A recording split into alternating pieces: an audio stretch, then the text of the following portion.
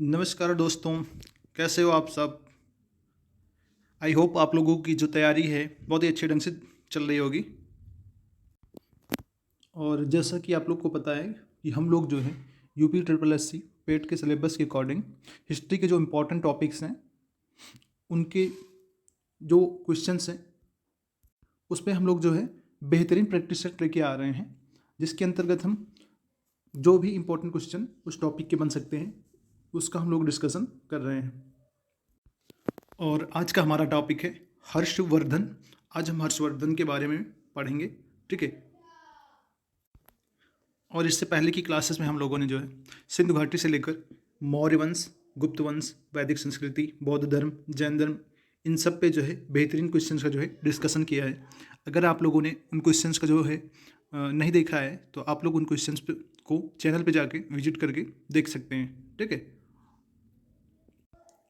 इस सीरीज में हम लोग जो है पेट के अकॉर्डिंग जो भी क्वेश्चन बन सकते हैं,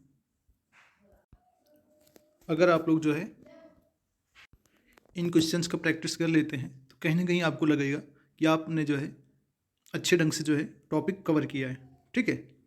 तो चलिए हम लोग जो है अपना जो आज का सेशन है हर्षवर्धन, उससे बनने वाले इंपॉर्टेंट क्वेश्चंस का डिस्कशन करते हैं, ठीक है। चलिए आगे बढ़ते हैं हम लोग। तो हमारा आज का पहला क्वेश्चन है कि हर्षवर्धन किस वंश का शासक था, ठीक है।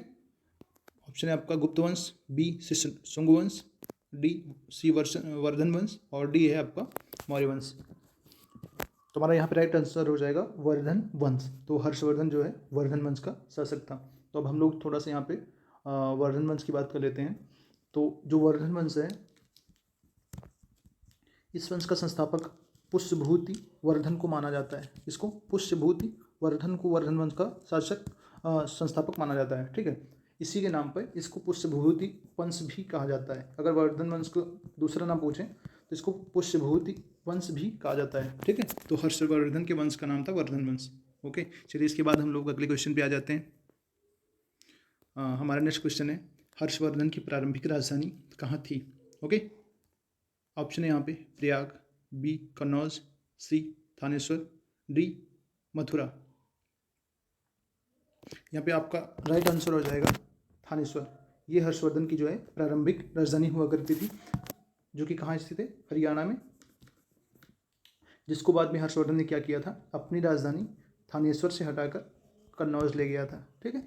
आप इस बात को याद रखिएगा, थानेश्वर से कन्नौज, कहाँ ले गया था, थानेश्वर से कन्नौज, ओके। चलिए इसके बाद हम लोग अपने नेक्स्ट क्वेश्चन पे आते हैं। हमारा नेक्स्ट क्वेश्चन है हर्षवर्धन का समकालीन दक्षिण भारतीय शासक कौन था, ठीक है।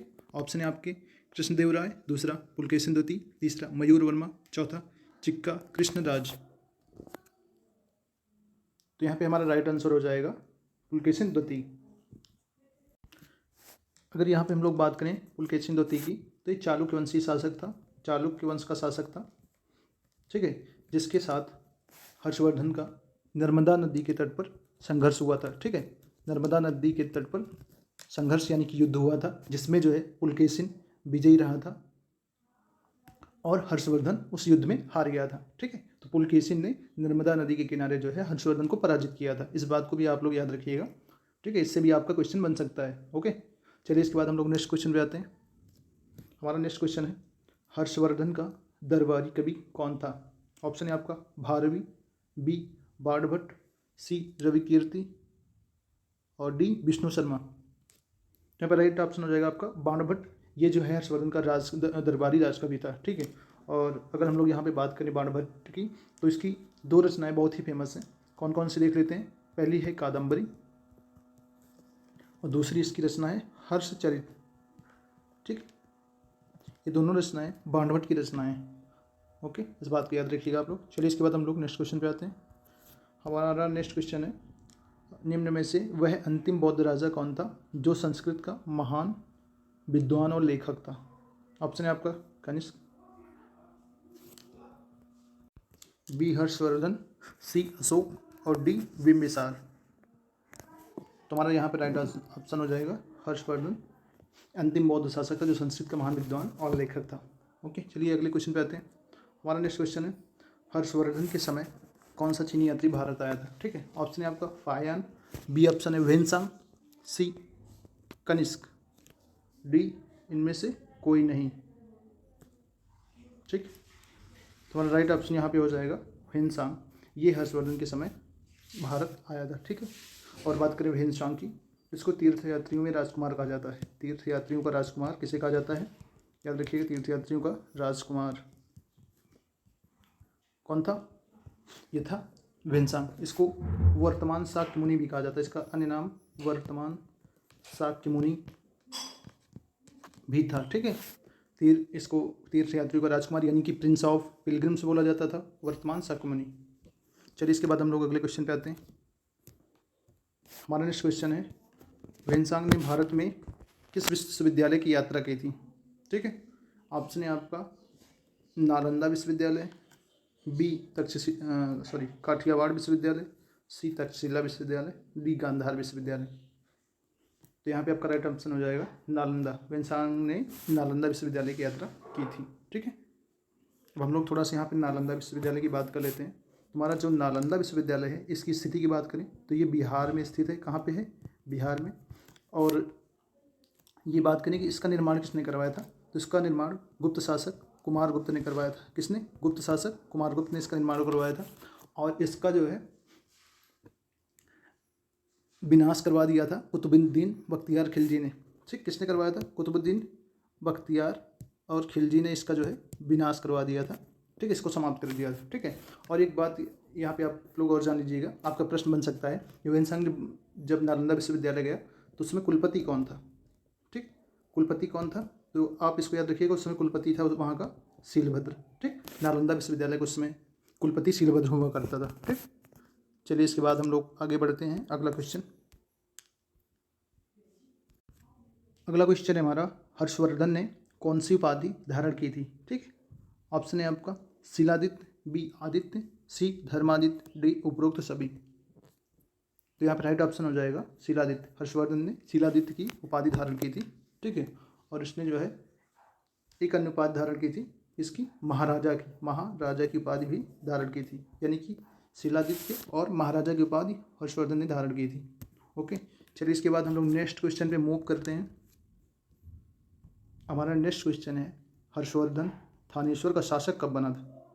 ऑप्शन है आपका 600 ईस्वी, बी 598 ईस्वी, सी 606 ईस्वी, डी 608 ईस्वी। ठीक, तो यहाँ पे हमारा राइट ऑप्शन हो जाएगा 606 ईस्वी में हर्षवर्धन थानेश्वर का शासक बना था।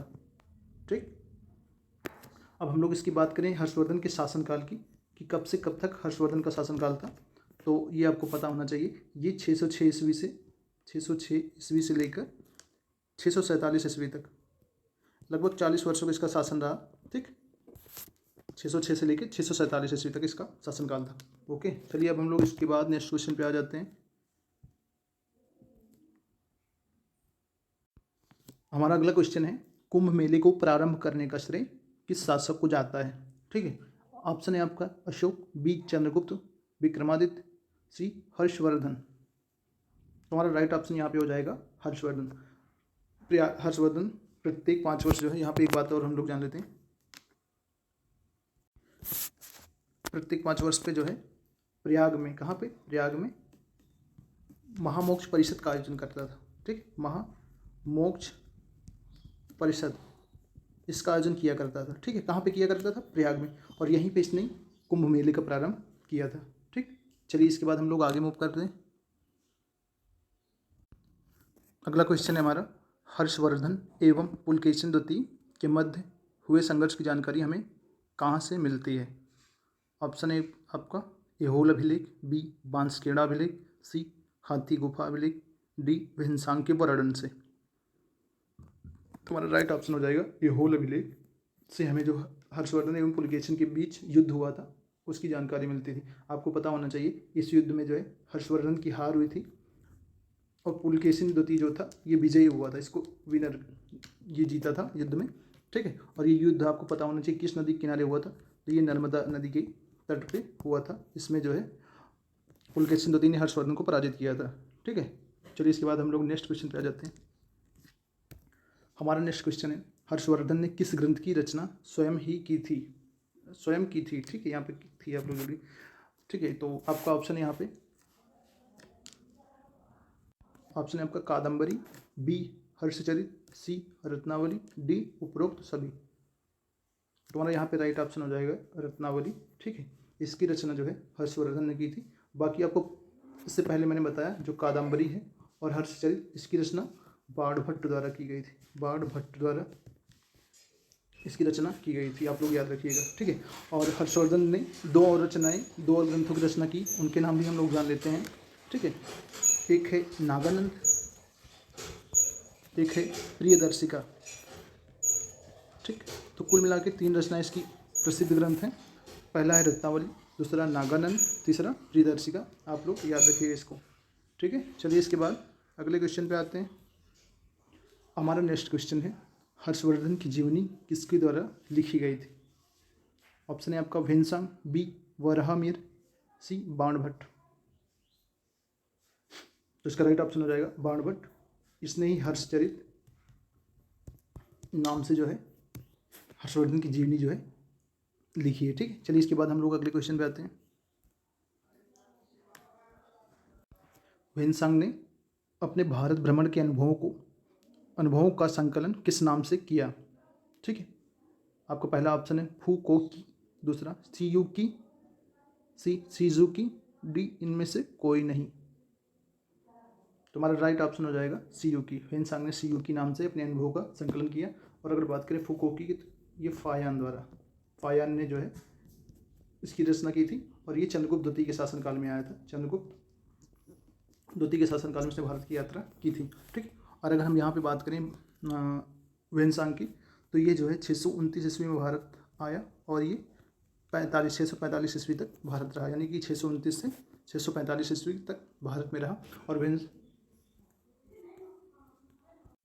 और भीमसेन को ही तीर्थ यात्रियों का राजकुमार कहा जाता है, यानी कि प्रिंस ऑफ पिलग्रिम्स बोला जाता था। चलिए इसके बाद हम लोग नेक्स्ट क्वेश्चन पे आते हैं। हमारा अगला क्वेश्चन है हर्षवर्धन के समकालीन वह शासक कौन था जिसने गया स्थित बोधि वृक्ष को कटवा दिया था। ऑप्शन है आपका पुलकेशिन द्वितीय, बी शशांक, सी ध्रुवसेन द्वितीय, डी भास्कर वर्मा। तो हमारा यहाँ पे राइट ऑप्शन हो जाएगा शशांक। इसने जो है बोधि वृक्ष को कटवा दिया था, ठीक है। अब हम लोग बात कर लें थोड़ा सा यहाँ पे शशांक की। तो शशांक जो है गौड़वंशी शासक था, ठीक। गौड़वंशी शासक था, कहाँ का, बंगाल का। इसने क्या किया था, जो आपका हर्षवर्धन था इसके भाई राज्यवर्धन की हत्या कर दी थी, ठीक है। तो उसी से बदला लेने के लिए हर्षवर्धन लगभग 6 वर्षों तक युद्ध करता रहा और अंत में 6 वर्ष के बाद इसने बंगाल के युद्ध में शशांक को पराजित कर दिया, ठीक है, और इसको वहीं पे मार गिराया। ओके, चलिए हम लोग आगे बढ़ते हैं। और इससे पहले हम लोग ये जान लेते हैं कि हम लोग हर्षवर्धन के थोड़ा रिलेटिव को जान लेते हैं कि उनके पिता का क्या नाम था। तो हर्षवर्धन के जो पिता उनका नाम था प्रभाकर वर्धन, ठीक है। क्या नाम था, प्रभाकर वर्धन, ठीक। और इनके भाई की बात करें, भाई का नाम था राज्यवर्धन। और बात करें इसकी बहन का नाम था राजश्री, ठीक। ओके,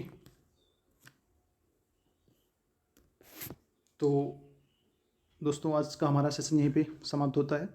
आई होप आप लोग को जो है पसंद आया होगा। अगर वीडियो आप लोग को पसंद आया तो लाइक शेयर सब्सक्राइब करना ना भूलें, ताकि जो है वीडियो का मोटिवेशन बना रहे और हम आपके लिए इससे अच्छे से अच्छे क्वेश्चन का प्रैक्टिस लेके आते रहें, ठीक है। तो वीडियो में बने रहने के लिए आपका एक बार फिर से धन्यवाद। मिलते हैं आप लोगों से नेक्स्ट वीडियो में। तब तक के लिए आप लोग स्वस्थ रहें, मस्त रहें। जय हिंद, जय भारत।